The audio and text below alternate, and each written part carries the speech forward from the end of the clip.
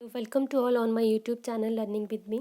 सो आज की वीडियो में हम लोग डिस्कस करेंगे एचपी टेट के प्रीवियस ईयर्स के क्वेश्चंस पेपर, जिसमें हम लोग जो है वो स्टार्टिंग के क्वेश्चन जो रहेंगे वो आपके रहेंगे एचपी टेट नॉन मेडिकल 2014 के, और जो एंड के क्वेश्चन है वो आपके एचपी टेट जेवीटी 2017 के रहेंगे। इसमें जो है वो हम लोग सिर्फ और सिर्फ आपके सीडीपी को डिस्कस करेंगे। अगर किसी को फुल क्वेश्चन पेपर चाहिए तो प्लीज़ मेरे कमेंट बॉक्स में कमेंट कीजिए, मैं आपको जो है वो पूरा क्वेश्चन पेपर प्रोवाइड करवा दूँगी। सो चलिए स्टार्ट करते हैं आज की इस वीडियो को। पहला क्वेश्चन है, dash can be the cause of learning disability, cultural factor, cerebral palsy, heredity factor, both B and C. अगर बात करें हम लर्निंग डिसेबिलिटी की, तो लर्निंग डिसेबिलिटी क्या होती है, जब हमें लर्निंग से रिलेटेड जो है वो प्रॉब्लम होती है, लाइक डिसलेक्सिया हो गया, डिस्ग्राफिया हो गया, डिसकैलकुलिया, जिसमें हम लोगों को पढ़ने से रिलेटेड, लिखने से रिलेटेड या फिर कैलकुलेशंस करने से रिलेटेड जो है वो इश्यूज़ आता है। तो उसका जो कॉज है वो क्या है। इसका जो आंसर रहेगा वो आपका रहेगा both B and C factor, क्योंकि जो आपके हेरिडिटी फैक्टर्स होते हैं, जो आपके जीन्स होते हैं, वो भी रिस्पॉन्सिबल होते हैं लर्निंग डिसेबिलिटी के लिए। सेरिबल पैलेसी मतलब जो भी आपके अगर किसी ब्रेन के किसी पार्ट में जो फंक्शनिंग में प्रॉब्लम है, तो वो भी आपको लर्निंग डिसेबिलिटी के लिए जो है वो इशू रहेगा। और इसके साथ ही अगर प्रॉपर फंक्शनिंग नहीं है ब्रेन की, तो वो भी जो है वो लर्निंग डिसेबिलिटी का कोज हो सकता है। ठीक है, नेक्स्ट क्वेश्चन है, the language and the thought of the child is written by, book का नेम है द लैंग्वेज एंड थॉट, किसके द्वारा लिखी गई है, प्याजे, Stanley Hall, Skinner, none of these. इसका जो आंसर है वो आपका जीन प्याजे है। थर्ड क्वेश्चन है, अकॉर्डिंग टू द प्याजे, egocentrism is environment is the centre of the knowledge, child is the centre of world and everything revolve around him, sensory motor stage, none of these. बात करें अगर इसके answer की, तो इसका answer रहेगा child is the centre of world and everything revolve around him, क्योंकि जो आपका ईगोसेंट्रिज्म है, जो आपकी जीन प्याजे की थ्योरी है, जिसमें जीन प्याजे ने 4 स्टेजेस की बात की है, तो जो ईगोसेंट्रिज्म है वो करेक्टरिस्टिक्स है आपका प्री ऑपरेशनल स्टेज का, जिसमें जो आपका बच्चा है उसमें अकेंद्रता की भावना पाई जाती है। बच्चा सोचता है कि जो सब मतलब जैसा मैं सोचता हूँ वैसे ही बड़े सोचते हैं। लाइक अगर मुझे चॉकलेट खाने से खुशी मिलती है, तो बच्चों जो बड़े हैं उनको भी वैसी खुशी मिलती है, कि इस तरीके का एटीट्यूड जो बच्चे में पाया जाता है। बाकी डिटेल से आप लोग जो है वो मेरी जीन प्याजे की थ्योरी में समझ सकते हैं, उसकी वीडियो आप देख सकते हैं। ठीक है,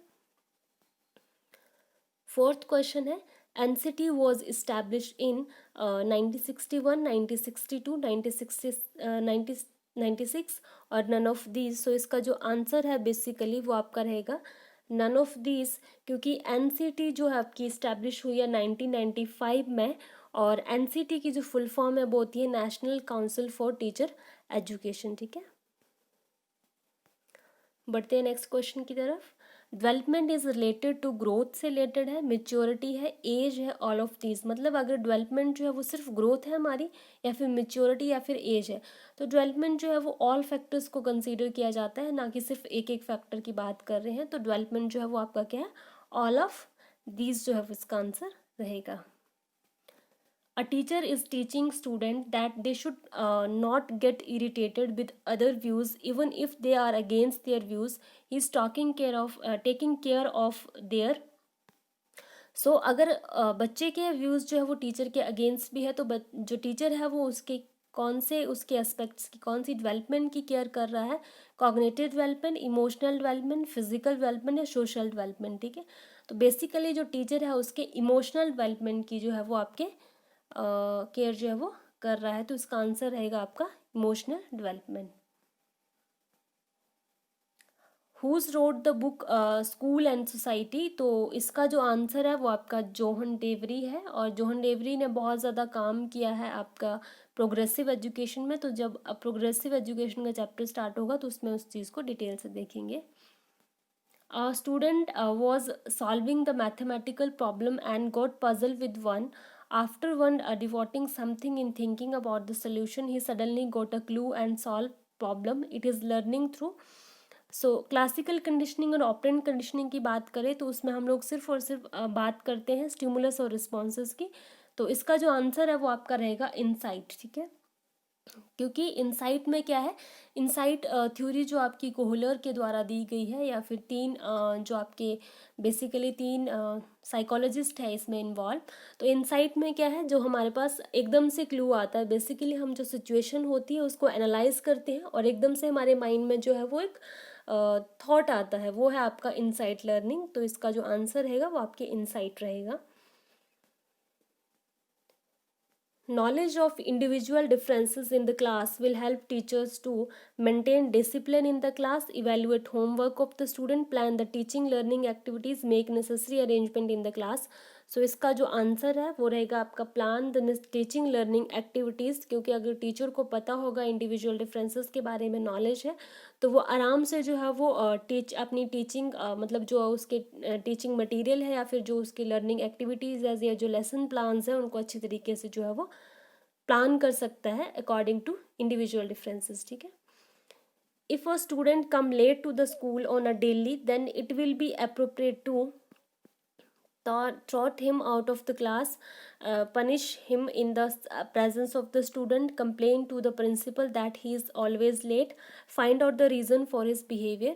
So basically first हमारा step रहेगा find out the reason for his behavior. ठीक है, in the introspection method, the subject and investigator are two different persons. Subject and investigator is the same person, only investigator, some of these. So introspection method basically होता क्या है, introspection method एक बहुत पुराना behavior का method है जिसमें हम लोग behavior को जानते हैं, मतलब behavior observing का method है। तो बेसिकली इंट्रोस्पेक्शन मेथड होता है खुद की मतलब इंस्पेक्शन करना, लाइक जब हम लोग खुद के थॉट्स को सुनते हैं, खुद का मतलब जो हमारे एक बोलते हैं कि एक तरीके से खुद को जब आईना दिखाते हैं वो है आपका इंट्रोस्पेक्शन मेथड। और बाकी मैंने जो प्रीवियस वीडियो बनाई थी उसमें भी मैंने बताया था कि इंट्रोस्पेक्शन मेथड होता क्या है। तो इसके लिए जो हम मेडिटेशंस भी करते हैं जिसमें हम लोग जानते हैं कि क्या हमारे मन में चल रहा है, क्या हमारे विचार हैं, वो भी आपका इंट्रोस्पेक्शन मेथड है। तो इसका जो आंसर रहेगा वो आपका सब्जेक्ट एंड इन्वेस्टिगेटर सेम है, क्योंकि आप ही सब्जेक्ट है और आप खुद पे ही इन्वेस्टिगेट कर रहे हैं, तो वो है आपका इंट्रोस्पेक्शन मेथड। ठीक है, out of the two factor theory and psychoanalytical theory which is not related to the theory of development, two factor theory, psychoanalytical theory, both B A and B और none of these. So बात करें अगर हम इन theories की, तो जो आपकी two factor theory है वो आपकी डेवलपमेंट से रिलेटेड नहीं है, क्योंकि जो आपकी टू फैक्टर थ्योरी है वो आपकी इंटेलिजेंस की थ्योरी है। बाकी जो आपकी साइको एनालिटिकल थ्योरी है इसको साइकोसेक्सुअल थ्योरी भी कहा जाता है, जो दी है आपके किसके सिगमंड फ्रॉइड ने। और उन्होंने जो है वो आपको बताया, उसमें बताया हुआ है कि जो आपकी डेवलपमेंट है वो होती है किसके बेस्ड, लिविडो पे बेस्ड होती है। लिविडो मतलब कि कुछ सेक्सुअल अर्जेस होती हैं जिसके बेस पे बच्चे की जो है वो आप डेवलपमेंट होती है, मतलब कुछ सेक्सुअल अर्ज होंगी और उसकी पूर्ति के लिए जो है बच्चा आगे डेवलपमेंट की स्टेजेस में आगे बढ़ेगा। ठीक है, तो जो आपकी साइको एनालिटिकल थ्योरी है वो डेवलपमेंट की थ्योरी है। ठीक है, नेक्स्ट है who said psychology is the study of human nature. तो इसका आंसर जो है वो आपका रहेगा ए, बोरिंग। ठीक है, नेक्स्ट क्वेश्चन है who said that intelligence is the ability to adopt new situation. तो इसका भी आंसर जो है वो आपका रहेगा पिंटनर। ठीक है, option A. 13 question who developed the child thematic apperception test. तो इसका आंसर आपका रहेगा लियोपोल्ड बेलाक, है ना। ठीक है, एक ध्यान से देखना है, उसमें लिखा है child thematic apperception test. Basically TET की बात की गई है, और TAT की बात करें तो वो आपका डिस्कवर किया था मुर्रे एंड मॉर्गन ने। ठीक है, 1913 में इन्होंने जो है वो इसका मतलब इन्वेंशन के डेवलप किया था TAT, TET thematic apperception test, जो कि बड़ों के लिए था। और जो CTET मतलब CATET है वो आपका चाइल्ड थीमेटिक एब्सेप्शन टेस्ट जो बच्चों के लिए है। ठीक है, जो डेवलप किया है लियोपोल्ड बेलाक ने। The stage in which a child thinks logically about the objects and events is known as sensory motor stage, formal operational stage, pre-operational stage, concrete operational stage. तो सेंसरी मोटर स्टेज की बात करें तो senses के through सीखता है और वो लॉजिकली किसी इवेंट से ऑब्जेक्ट्स के बारे में नहीं सीखता है। ठीक है, तो इसका जो आंसर है वो आपका रहेगा प्री ऑपरेशनल से 2 से 7 वर्ष की अवस्था, जिसमें बच्चा जो है वो उस चीज़ को स्टार्ट कर देता है आपका सोचना। Insight learning theory was given by रोगर, हल, कोहलर या स्किनर। तो बेसिकली इसमें जो आंसर रहेगा वो आपका रहेगा कोहलर। और बात करें इनसाइट लर्निंग थ्योरी की तो 3 साइकोलॉजिस्ट थे इसके साथ, वर्धीमन, कुर्क-कोफ्ता और कोहलर। बेसिकली जो आपके फादर माने जाते हैं गेसॉल थ्योरी के, और इनसाइट थ्योरी को आपकी गेसॉल थ्योरी भी कहा जाता है, वो आपके हैं वर्धीमन, क्योंकि पहले इन्होंने ही स्टार्टिंग की थी इस थ्योरी की। सो बेसिकली 3 साइकोलॉजिस्ट ने मिलकर इस थ्योरी को दिया है। लेकिन अगर एक्सपेरिमेंट की बात करें तो एक्सपेरिमेंट प्रूफ जो है वो आपके कोहलर ने जो है वो इस थ्योरी का दिया है, ठीक है। Giftedness is due to the genetic makeup, environmental motivation, combination of A and B और साइकोलॉजिकल फैक्टर। तो बात करें गिफ्टनेस की तो बोथ इन्वायरमेंटल फैक्टर और आपके जेनेटिक फैक्टर जो है वो रिस्पॉन्सिबल होते हैं गिफ्टेडनेस या फिर गिफ्टेड स्टूडेंट्स के लिए अगर बात करें, ठीक है। A famous book, Personality: A Psychological Interpretations, 1930 was written by, तो किसके द्वारा जो है वो आपकी ये बुक लिखी गई थी? Personality a psychological interpretations. तो ये बुक लिखी गई है डाटा के द्वारा, ठीक है। तो इसका जो आंसर है वो आपका रहेगा option C, data. Question number 18, who said that the adjustment is a process not a state, ठीक है। किसके द्वारा ये कहा गया है? तो इसका जो आंसर है वो आपका रहेगा ऑप्शन ए, गेट्स, ठीक है। गेट्स ने जो है वो आपकी ये स्टेटमेंट दी है कि जो आपकी एडजस्टमेंट है वो एक प्रोसेस है, एक स्टेट जो है वो नहीं है, ठीक है। Who said that a child who's deviated from the social norms of the behavior is called delinquent? तो किसके द्वारा ऐसा कहा गया है? हेली के द्वारा जो है वो ये स्टेटमेंट दी गई है, ठीक है।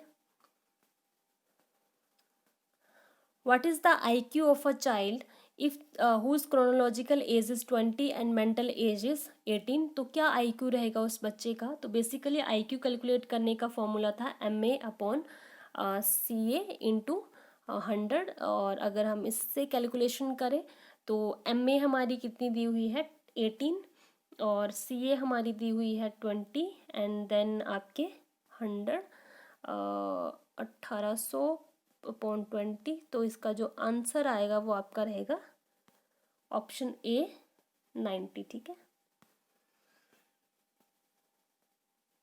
What is the normal age range of IQ? तो नॉर्मल रेंज की बात करें कि कितना एक नॉर्मल ह्यूमन पर्सन का जो आपका IQ है वो रहता है, तो वो है आपका 90 से लेके 110 तक, ठीक है। Who said that senses are the gateway of knowledge? किसके द्वारा ये स्टेटमेंट दी गई है? तो वो दी गई है रूसो के द्वारा, ठीक है। रूसो की ये स्टेटमेंट है कि senses are the gateway of the knowledge. कई बार जो है वो स्ट्रैंग या स्टैनली हॉल को भी हम टिक करके आते हैं, जो कि आपका गलत है। Psychology is the science of human being, animal behaviour, behaviour of humans, attitude. तो साइकोलॉजी की बात करें सो फर्स्टली जो साइकोलॉजी की डेफिनेशन आपकी आई थी वो साइकोलॉजी की the study of mind and soul था। देन उसके बाद कॉन्शियस की बात की गई। लेकिन अभी जो हम लोग साइकोलॉजी को पढ़ते हैं तो psychology is the science of behaviour of humans, ठीक है। बेसिकली एनिमल्स का भी इसी में कंसीडर किया जाता है। मतलब साइकोलॉजी बेसिकली क्या है? साइंस ऑफ बिहेवियर है। बट यहाँ पे ऐसा मतलब एनिमल्स का ऑप्शंस में नहीं दिया हुआ है, तो अदरवाइज एनिमल्स का भी इसमें आता है, ठीक है। How many types of intelligence were suggested by Howard garden? तो हॉवर्ड गार्डन ने जो मल्टीपल इंटेलिजेंस थ्योरी दी है आपकी, उसमें उन्होंने 8 टाइप्स ऑफ इंटेलिजेंस को जो है वो डिस्क्राइब किया है। लेकिन जो आपके हॉवर्ड गार्डन की इंटेलिजेंस की थ्योरी है उन्होंने उसमें 9 टाइप्स ऑफ इंटेलिजेंस को बताया है। लेकिन जो आपका 9 टाइप है वो आपके 2000 समथिंग में मतलब जो है वो ऐड ऑन हुआ है और उसको ज़्यादा इलेबोरेट नहीं किया है। इसलिए अगर बाने हम NCERT की तो NCERT सिर्फ उनके 8 टाइप्स को जो है वो फॉलो करता है, इसलिए इसका आंसर जो है वो 8 टाइप्स रहेगा, ठीक है। The picture of a horse is an iconic stimulus, concrete stimulus, signal stimulus, symbolic stimulus। तो एक हॉर्स की पिक्चर जो है वो आपकी बेसिकली रहेगी या सिम्बॉलिक स्टिमुलस, ठीक है। Question number 26, CEE stand for, तो CEE बहुत ईजी सा क्वेश्चन है, कंटिन्यूअस एंड कम्प्रीहेंसिव इवेल्युएशंस, ठीक है। Question number 27, educational psychology is the science of education, this definition was given by, तो ये जो डेफिनेशन है वो आपकी दी है E.A. पील के द्वारा, ठीक है। Question number 28, the first psychology laboratory was established in, तो जो फर्स्ट आपकी साइकोलॉजी लेबोरेटरी थी वो आपकी इस्टेब्लिश की थी किसके द्वारा, विलियम वुडन के द्वारा, हु इज़ द जो आपके फादर हैं साइकोलॉजी के। तो इन्होंने फर्स्टली जो आपकी इस्टेब्लिश की थी वो 1879 में की थी, कहाँ पे, जो आपकी लेपिजिंग यूनिवर्सिटी थी जर्मनी में, वहाँ पे इन्होंने इस्टेब्लिश की थी आपकी साइकोलॉजी की फर्स्ट लेबोरेटरी। और बात करें अगर हम इंडिया के, कि इंडिया में जो है वो आपके फादर कौन है मॉडर्न साइकोलॉजी के, तो नरेंद्र नाथ सेन गुप्ता को जो है वो आपके फादर माना जाता है मॉडर्न साइकोलॉजी के। और इन्होंने जो है वो आपके एज अ फिलोसोफर और एज अ प्रोफेसर इन्होंने काम किया है। और इसके साथ ही जो आपके नरेंद्र नाथ सेन गुप्ता थे, इन्होंने जो आपकी सेकेंड लैब इस्टेब्लिश की थी हमारे इंडिया में, जो आपकी एक्सपेरिमेंटल साइकोलॉजी के अंडर आती है, और ये इन्होंने इस्टेब्लिश की थी 1940 में इस्टेब्लिश की थी इन्होंने।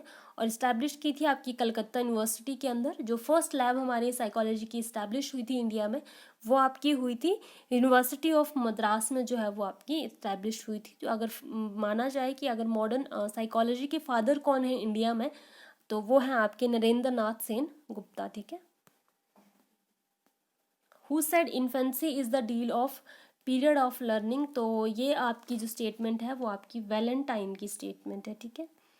30th क्वेश्चन है, Kohs block test design test is, Kohs block design test is, तो किसके लिए डिज़ाइन है, individual verbal test, individual performance test, group verbal test, group non verbal test. तो बेसिकली ये है इंडिविजुअल परफॉर्मेंस टेस्ट। और खो ब्लॉक टेस्ट जो है वो आपका IQ इंटेलिजेंस को फाइंड आउट करने के लिए टेस्ट जो है वो बनाया गया है, जिसमें जो है वो आपके 16 कलर्ड 16 कलर जो आपके कार्ड्स होते हैं उनको यूज़ किया जाता है, ठीक है। और उसके थ्रू जो है वो आपके इंटेलिजेंस लेवल को फाइंड आउट किया जाता है। सो आज की वीडियो में बस इतना ही। सो प्लीज़ लाइक कीजिए, शेयर कीजिए एंड सब्सक्राइब कीजिए मेरे चैनल को। And thank you so much for watching my video. And please like, share and subscribe my channel. Thank you.